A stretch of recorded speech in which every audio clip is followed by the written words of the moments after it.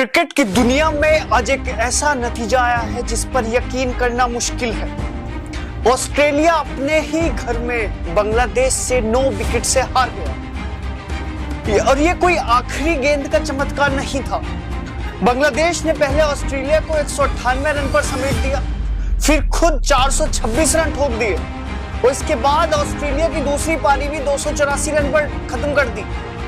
यानी जिस टीम को ऑस्ट्रेलिया के घर में जीतना लगभग नामुमकिन माना जाता है, उसने ऑस्ट्रेलिया को पूरे मैच में दबा कर रखा। लेकिन आखिर ऐसा हुआ कैसे? क्या ऑस्ट्रेलिया की बैटिंग में कोई बड़ा संकट है या फिर बांग्लादेश ने टेस्ट क्रिकेट में अपना लेवल ही बदल दिया? आज डार्विन की इस ऐतिहासिक हार की कहानी पूरी समझते हैं। देखो, ऑस्ट्रेलिया को उसकी जमीन पर हराना सिर्फ क्रिकेट का एक मुकाबला जीतना नहीं है।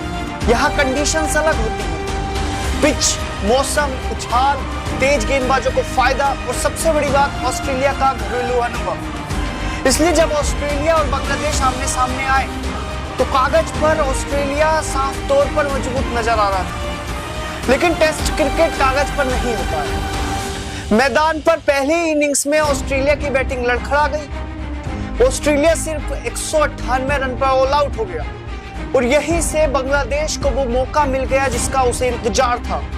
लेकिन असली चुनौती अब शुरू हुई थी, क्योंकि ऑस्ट्रेलिया को 198 पर रोक देना एक बड़ी बात है, लेकिन ऑस्ट्रेलिया के खिलाफ बड़ा स्कोर बनाना बिल्कुल दूसरी बात है।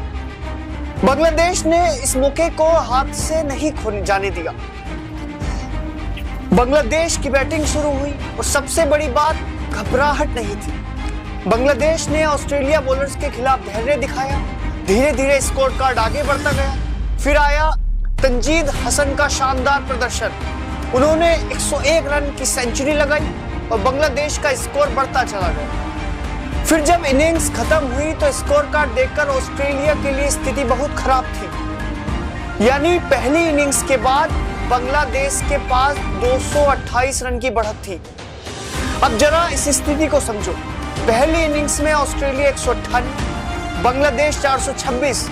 एक ऐसी टीम जो अपने घर पर अपोजिशन पर दबाव बनाने की आदी है, आज खुद दबाव में थी। और टेस्ट क्रिकेट में यही साइकोलॉजिकल प्रेशर बहुत बड़ा फर्क पैदा करता है। अब ऑस्ट्रेलिया को सिर्फ अच्छी बैटिंग नहीं करनी थी, उसे मैच बचाने के लिए असाधारण बैटिंग करनी थी। लेकिन ऑस्ट्रेलिया को इतनी आसानी से खत्म नहीं किया जा सकता। दूसरी इनिंग्स में ऑस्ट्रेलिया ने कमबैक करने की कोशिश की और इस कोशिश के केंद्र में थे कैमरन ग्रीन ने शानदार 104 रन बनाए। उनकी सेंचुरी ने ऑस्ट्रेलिया को कुछ हद तक संभाला, क्योंकि अगर ऑस्ट्रेलिया दूसरी इनिंग में भी जल्दी कोलैप्स कर जाता तो मैच शायद उससे पहले खत्म हो जाता।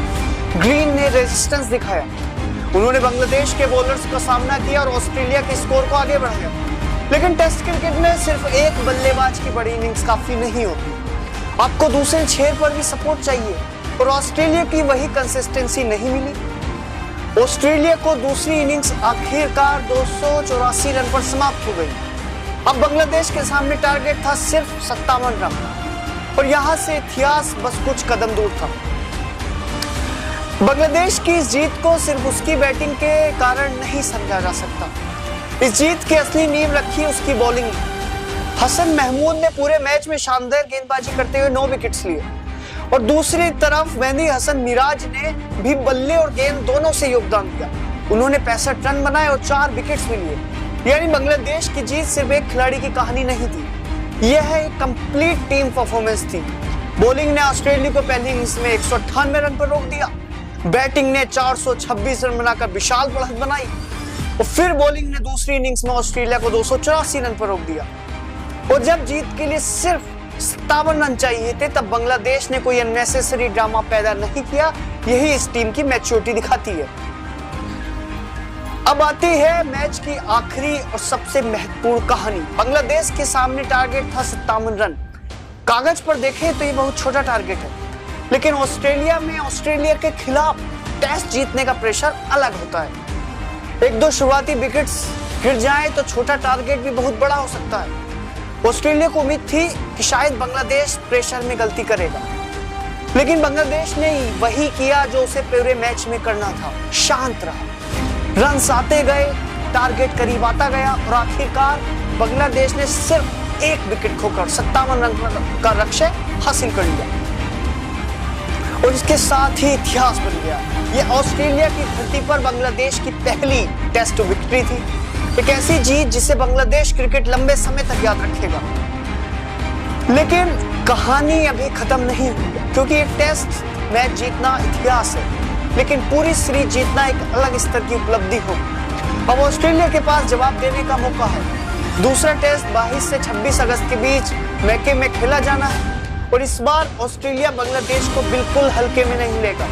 ऑस्ट्रेलिया जान चुका है कि बांग्लादेश सिर्फ मुकाबला करने नहीं आया, बांग्लादेश अब जीतने का कॉन्फिडेंस लेकर मैदान में उतरेगा और शायद यही इस पूरी कहानी का सबसे बड़ा बदलाव है। डार्विन में बांग्लादेश ने सिर्फ ऑस्ट्रेलिया को नहीं हराया, उसने एक परसेप्शन को चुनौती दी, जो उस परसेप्शन को जो कि ऑस्ट्रेलिया की जमीन पर सिर्फ बड़ी और एस्टैब्लिश टीम ही जीत सकती है। बांग्लादेश ने दिखा दिया, अगर बॉलिंग डिसिप्लिन हो, बैटिंग पेशेंस के साथ हो और टीम प्रेशर में टूटे नहीं, तो टेस्ट क्रिकेट में भी कोई टीम अनबीटेबल नहीं। और अब असली सवाल यही है कि डार्विन सिर्फ एक हिस्टोरिकल अपसेट था या फिर क्या बांग्लादेश क्रिकेट ने ऑस्ट्रेलिया की धरती पर अपने एक नई युग की शुरुआत कर दी है। दूसरे टेस्ट में इसका जवाब मिलेगा। आपको क्या लगता है, क्या बांग्लादेश अब पूरी सीरीज जीत सकता है? कमेंट करके बताइए।